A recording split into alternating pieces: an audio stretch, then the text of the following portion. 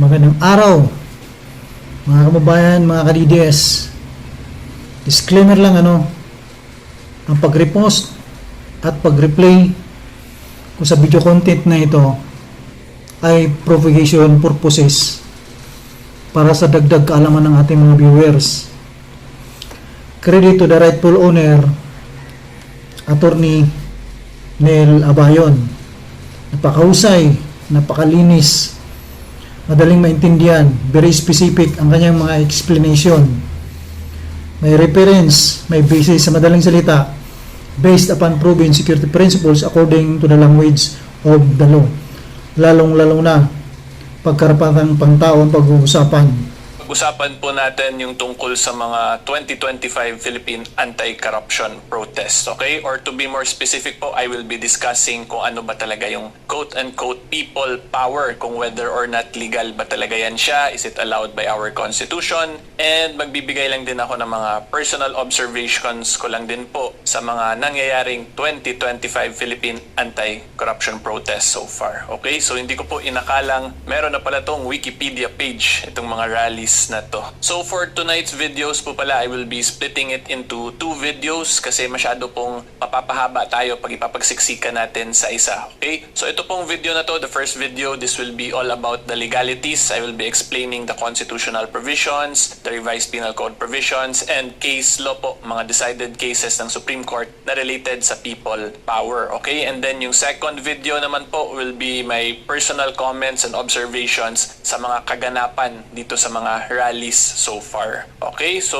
klaruhin ko lang din po before I will start na I am not making this video to incite or induce anyone to commit rebellious or seditious actions. Okay, this is simply for informational awareness and educational purposes. Okay, so I would just like to clarify and emphasize that kasi alam ko naman po na this is a very sensitive topic, pero ako po, I personally believe and view that these videos I make ay hindi naman to pang politika. Nagkataon lang talaga na political figures yung involved kasi current events po eh. Okay? So I would just like to clarify and reiterate that kasi baka biglang pag-initan ninyo ako, di ba? Sabihin nyo, I'm inciting to sedition. When as a matter of fact, ang gagawin ko lang naman po ngayon is I will be discussing the laws natin in relation to this at mga decided cases po ng Supreme Court. Okay? So hopefully, klaro po yan. So, una-una po, i-define ko muna or explain ko sa inyo kung ano ba talaga yung term na people power. Okay, so far po sa bansa natin, there has been two successful people power. Unang-una po yung against kay President Marcos Sr., the father po of President Bongbong Marcos, kung saan because of massive rallies, protests during the late 1980s ay napilitan pong pumunta sa Hawaii si President Marcos Sr. until eventually po nag-install ng bagong revolutionary government back then. And that government was eventually ratified po by the Freedom Constitution and eventually by the 1987 Constitution. Okay, so mamaya explain ko rin po sa inyo yung interpretation regarding the revolutionary people power noong panahon nila President Cory Aquino. May decided case po yan kung saan in-explain ng Supreme Court. Okay, and then yung pangalawa naman po na people power natin, which is the people power 2 naman, which involves naman po si former President Erap Estrada, the father po of the current Senator Jingo Estrada, kung saan nag-massive rallies din po ulit sa EDSA because of the impeachment trial, yung hindi sila nagkasundo yung tungkol dun sa envelope na yon, which led to the resignation po of President Erap Estrada. Okay, so ang interpretation din po ng Supreme Court dun sa mga actions ni President Erap back then was resignation din daw po yun. So kung makikita po nyo, there are two successful people power rallies po sa bansa natin which resulted to yung una, change in government, and number 2 po, change in the president lang via constitutional succession. Yung umakyat po si VP GMA Gloria Macapagal Arroyo to succeed and replace former President Erap Estrada po. Okay? And then, brief discussion lang din po tayo so far sa mga naganap na Philippine Anti-Corruption Protest in the year 2025 kasi baka po hindi kayo updated or hindi nyo na talaga alam yung nangyari. So basically po, this started nung September 21. Yun po yung massive rally all across. Unang-una sa Luneta Park and then sa hapon nun, was nasa EDSA Shrine naman po yung nangyari. And then meron din po sa Liwasang Bonifacio. At ito rin yung nagkagulo na medyo nagkagulo po sa Mendiola after ng mga Luneta Park Park rallies. Personally po, I attended the Luneta rally in the morning back then, and in the afternoon po, I also attended the EDSA Shrine rallies naman po. So meron akong vlog actually for that. So just search for it na lang po sa playlist if you want to see kung ano yung pinagagawa ko dun sa rally. Until yung pinaka-latest po niyan ngayon was last October 17 lang. Yan, October 17, National Day of Action. Ito which was led by mga students po to, kahapon lang po to. And prior to this, October 17 was yung October 12-13 naman na rally na pinangunahan ni Kiko Barsaga, si Congress Miao. Okay, so yan po yung mga developments so far. And aside from the October 17 and October 12 rallies, meron pang mga scheduled rallies on October 21, I believe is the next schedule. And hindi ko na alam kung meron pa bang next after nyan. But so far, yan po yung mga major rallies na nangyari for the year 2025 in relation to the message of, in relation to the anti-corruption messages po. Okay? So hopefully klaro po yan. And now naman po, pag-usapan naman natin yung sa Constitution para maintindihan nyo talaga. So of course, our basis is the Constitution of the Republic of the Philippines, which is the 1987 Constitution. And then yung pinakauna po na titingnan natin dito is nasa Article 2, Section 1. The Philippines is a democratic and republic state. Sovereignty resides in the people and all government authority emanates from them. Diba? So from this provision, itong second sentence po, may kita natin na powerful talaga tayong taong bayan, the people of the Republic of the Philippines, because sovereignty and all government authority emanates from us, di ba? Kung sa Tagalog pa, sa atin po nanggagaling ang kapangyarihan ng bansa natin at yung authority ng gobyerno natin para umandar sila. In simpler terms po, kung wala po tayo, the taong bayan, wala din po yung bansa natin at yung authority ng mga government officials natin to function and perform their job as the public officers po or public servants natin. Okay, so again, Section 1, Article 2 of the 1987 Constitution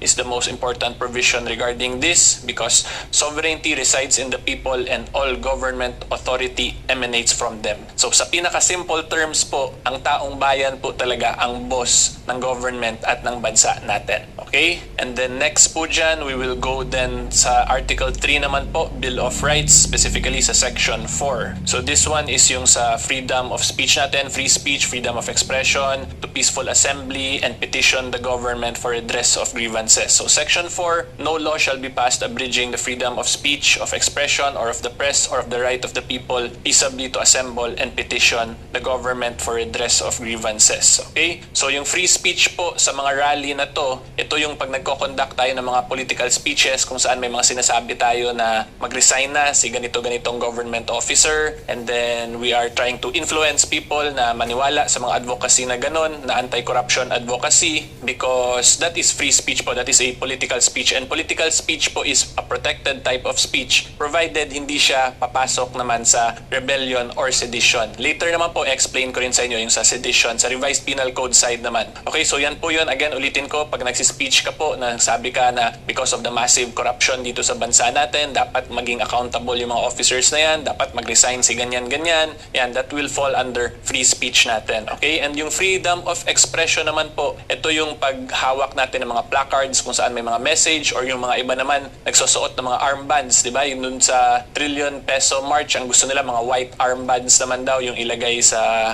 I believe, sa vehicles nila and maybe in their person also. So that's freedom of expression naman. Okay? And of the press, of course, ito yung press na mabigyan ng information para ma-disseminate sa public. Hindi pwede i-prohibit yun. In other words po, dapat hindi magkaroon ng press blackout or information blackout. Okay? And then yung last po, right of the people peaceably to assemble and petition. Ito na mismo yung pagrarally natin sa mga specific venues kasi we want to petition the government. When you say petition, may gusto tayong i-grant ng government. Doon po papasok ngayon yung para mag-petition tayo na maging accountable yung mga certain government officials natin or mag-resign si ganito and ganyan, so on and so forth. Okay, so yan po yung next na important dito. Section 4 of Article 3 of the Bill of Rights, which touches on the freedom of speech speech natin, of expression, and the right of the people peaceably to assemble and petition the government for redress of grievances. Okay, so before we go on to the next topic po, ang emphasize ko lang dito, or ang gusto ko i-take note nyo po talaga, my fellow taong bayan, is this one. The right of the people peaceably to assemble. Okay, with further emphasis sa peaceably. So dapat po, peaceful tayo, mapayapa. Hindi yung basta-basta lang nanggugulo, nagsusunog ng mga kung ano-ano, or nagkakos ng mayhem or anarchy. Okay?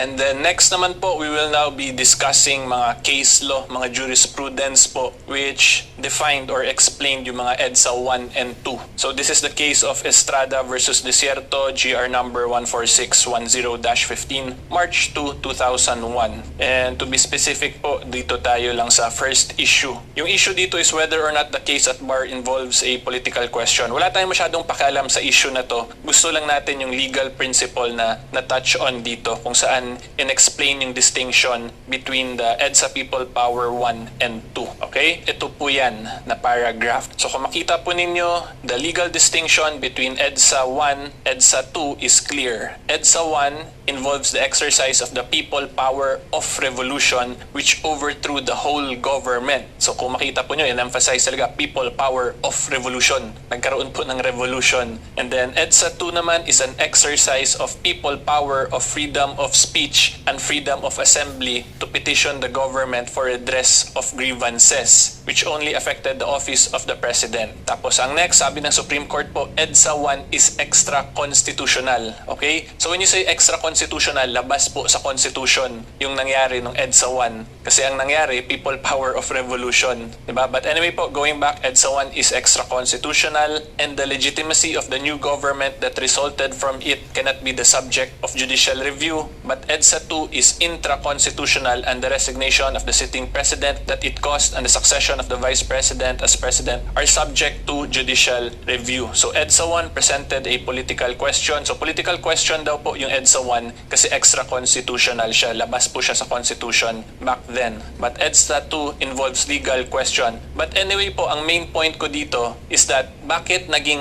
legal itong current government natin kung considered pala na extra-constitutional yung EDSA 1. Diba? Kasi ito pong current government natin, this was installed via a people power revolution nga. Diba yung mga revolution, that means nagkaroon ng rebellion or sedition ba, which overthrew the whole government. So ngayon, bakit naging legitimate to, itong government natin despite this na people power of revolution? And the answer to that po is nandito yan sa previous paragraph. Okay? And ang sinabi lang po ng Supreme Court dyan, in the case of Lawyers League for a Better Philippines and or so on and so forth et al., in the cited cases, we held that the government of former President Aquino was the result of a successful revolution by the sovereign people, albeit a peaceful one. No less than the Freedom Constitution declared that the Aquino government was installed through a direct exercise of the power of the Filipino people in defiance of the provisions of the 1973 Constitution as amended. Okay? So in simpler terms po, naging valid itong government natin kasi niratify po ng taong bayan by the subsequent constitutions after nung People Power Revolution, which is yung una niyan, yung Freedom Constitution, until eventually yung 1987 Constitution natin. Diba? So in other words, kahit na po extra-constitutional yung pag-install nitong current government natin, since the people eventually ratified it via a new constitution, edi naging valid po itong government natin. Okay? And the reason being po is because of Section 1, Article 2. Diba? Yung sovereignty resides in the people and all government authority emanates from them. So because niratify na nga ng tao, therefore valid na itong current government natin. Okay, so yan po yung difference. EDSA 1 was outside the Constitution, hindi siya supposedly legal, but nevertheless, since it was ratified, naging valid po itong current government natin. Tapos yung sa EDSA 2 naman, it is a intra-constitutional, meaning legal po siya, completely legal and pasok sa Constitution natin because ang nangyari doon was yung sa Section 4, Article 3, yung to petition grievances via peaceful assembly. Okay? So yan po yung difference ng dalawang successful people power dito sa bansa natin. Okay, ngayon punta naman po tayo sa criminal side of things kasi ang nangyayari po ngayon sa nakikita ko based on my personal observation, so this is my personal opinion po which is protected by my right to free speech as provided by Section 4, Article 3 of the 1987 Constitution. Okay, so anyway po, ang observations ko and opinion ko po sa mga bagay-bagay ngayon ay every time po there is a discussion of mga anti-corruption rallies, laging lumalabas itong rebellion, sedition, and coup d'etat na nagiging seditious daw yung mga actions ng ilang mga private individuals, and then nagkakaroon daw ng coup d'etat attempts naman sa military, and then possible rebellion din daw yung sa iba naman. Okay? So in other words po, ang point ko dito, nami-mix and match na porket there are individuals who want to exercise Section 4 Article 3, ang nagiging counter palagi is rebellious na daw yun or seditious. And ngayon, i-discuss lang natin to para maintindihan nyo talaga kung ano ba yung rebellion and sedition. And i-touch on na rin po natin yung coup d'etat para maintindihan nyo talaga. Okay, so for that po, we will go to our Revised Penal Code of the Philippines, Act number 3815, December 8, 1930. So sobrang tanda na po nitong batas natin. And then we will just go to the rebellion and sedition, yung mga crimes against public order. Okay? So unang-una po, titingnan muna natin yung Article 134, Rebellion. So from here, makita po ninyo ang elements of the crime of rebellion. Rebellion or insurrection, how committed? It states here that the crime of rebellion or insurrection is committed by rising publicly and taking arms. Okay? So when you rise publicly, yung public po, nag-rise bigla, nagkagulo, tapos nag-take up arms sila. Ibig sabihin, meron po silang weapons or armas against the government for the purpose of removing from the allegiance. Okay? So yung point po ninyo, gusto ninyo tanggalin yung gobyerno ng Pilipinas or palitan or tanggalin po yung pagiging loyal or allegiance nyo to the Republic of the Philippines. So yung keywords po natin dito is rising publicly and taking arms. Okay? So ngayon po, punta naman po tayo sa Article 139, Sedition, how committed. So we discussed this, diba, lately lang po in one of my last videos. Okay? But anyway po, going back, sedition po is committed by rising publicly and tumultuously in order to attain by force. Okay? So ito po yung related na sa government or political reasons, itong 1, 2, 3, 4, 5. So basahin nyo na lang po itong 1, 2, 3, 4, 5. Basta yung summary naman po nito, this is related to government functions or political reasons. Okay? And the keyword po na iti-take note natin dito is again, rise publicly and tumultuously, and then dapat may force, may ginamit pong force ang taong bayan para ma-achieve tong mga political ends or government or to prohibit the government from performing certain functions. Okay? So again, take note po, dapat may rising publicly and tumultuously and may ginamit po na force sa paggawa ninyo nitong mga bagay-bagay na to. And ngayon po, punta naman tayo sa coup d'etat. So nag-next law lang po ako kasi hindi pala yun yung Revised Penal Code as amended yung napakita ko sa inyo. Pero anyway, same pa rin pa naman po yung definition ng rebellion at sedition sa original at amended version. The only addition po dito sa Republic Act 6968, the 1990 amendment po to the Revised Penal Code is nagdagdag po sila ng provisions for coup d'etat. Okay? So kung makita po ninyo, ang coup d'etat is the swift attack accompanied by violence, intimidation, threat, strategy, or stealth directed against duly constituted authorities of the Republic or any military camp or installation, so on and so forth. And then yung next po na iti-take note natin dito is by any persons or persons belonging to the military or police or holding any public office or employment. So basically, somewhat similar lang din po to dun sa rebellion and sedition, pero ang gumawa po para mag-constitute siya as coup d'etat is dapat yung gumawa is someone belonging to the military, police, or holding any public office or employment. And kung mapapansin po ninyo, yung pinaka-common denominator dito sa coup d'etat, rebellion or insurrection, tapos sa sedition is dapat may violence, force, or intimidation. Okay? Yan po yung mga common denominators dyan. So ngayon po, i-explain ko naman sa inyo kung paano natin mababalance yung mga constitutional rights natin in relation to this Revised Penal Code provisions. Okay? So ngayon po, balik lang tayo naman sa Section 4, Article 3 ulit of the 1987 Constitution. So kung matatandaan po ninyo kanina, di ba pinatake note ko po talaga sa inyo itong last part, yung right of the people peaceably to assemble. And the reason po kaya pina-highlight at pinatake note ko po talaga sa inyo yun, kasi di ba like what I showed you dun po sa sedition, rebellion, and coup d'etat, one of the key requirements dun is meron kayong force, violence. Basically, meron kayong gawin na that will result to a crime in order order to achieve yung gusto nyo ma-achieve na political reasons or purposes. Okay? Pero kung sundin lang po talaga natin itong word ng Section 4, edi hindi po yun papasok sa rebellion kasi peaceful assembly yung ginagawa natin. And if there is peaceful assembly, then of course there is no use of force, violence, or intimidation. Diba? Or wala din pong armas basically. Kasi kung titingnan po nyo yung sa rebellion, rising publicly and taking up arms. Okay? Pero if we just exercise Section 4, ang armas lang po natin, hindi po armas quote-unquote armas. Okay? Clarify ko lang din po. Yung quote-unquote armas po natin doon ay yung mga placards lang natin at yung mga boses natin kung saan gusto natin managot yung mga dapat managot na mga public officers. Diba? Kung sino man yung mga involved sa mga anomalous and corruption issues na yan. Okay? So again, ulitin ko lang po, as long as we stick to the very words of Section 4, there is no sedition, rebellion, or kudeta. Kasi karapatan po natin yan as a member of the Taong Bayan of the Republic of the Philippines to exercise our free speech, our freedom of expression, and to petition our grievances via peaceful assembly. Okay? So kung meron pong mga nag-organize ng mga anti-corruption rallies, as long as hindi nyo po pinopromote yung violence, hindi nyo pinopromote na mag-take up arms against the government, hindi po yan siya rebellion or sedition. Okay? I would just like to emphasize that.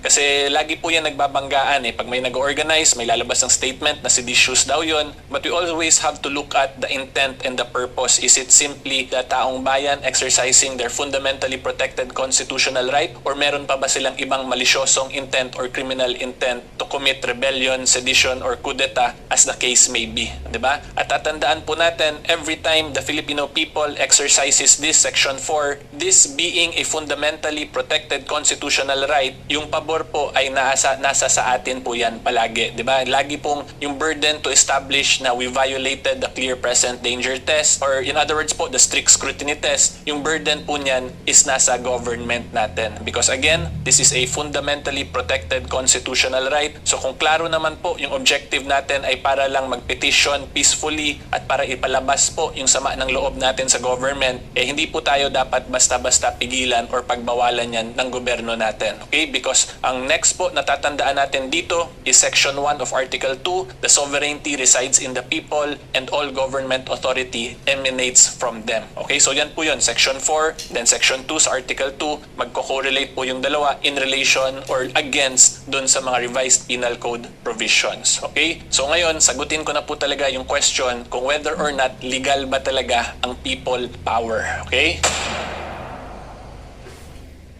So kung nakinig po kayo ng maayos dito sa lahat ng pinagdidiscuss ko, ang sagot po dyan is yes, legal po yung people power because nasa constitution po natin yan mismo, di ba? And as a matter of fact, dun sa Estrada versus Desierto case, inexplain na rin ng Supreme Court na intra-constitutional po if we exercise Section 4, Article 3, which resulted to a people power. Okay? So again, ulitin ko po, legal ang people power as long as we stick to the words of the Constitution and the guidelines po of the Constitution. If we do it po via a peaceful manner kung saan gusto natin managot yung mga dapat managot or maging accountable yung mga dapat maging accountable, that is within our rights po as the people of the Republic of the Philippines. Okay? Hindi po porket we are organizing these events na gusto natin managot si ganyan, mag-resign si ganyan, is ibig sabihin seditious na yon. Hindi po yun ganon. Kasi tatandaan po natin, in sedition, it requires that there must be force used. Eh kung dinadaan lang po natin via peaceful assembly, via maayos na petition, hindi po yan siya sedition. Okay? At pangalawa, hindi rin po yan siya rebellion kung hindi naman po tayo nagte-take up ng arms. Kung wala po tayong armas at hindi tayo nagkukos ng anarchy or chaos sa bansa natin. Okay? Yan po, again, ulitin ko lang, as long as we stick to the words and the guidelines of the Constitution, we do not cause anarchy or chaos, or we commit any crimes while doing or exercising our rights, then the people power po na magagawa natin ay legal po yan. Okay? That has already been decided by the Supreme Court as an intra-constitutional people power.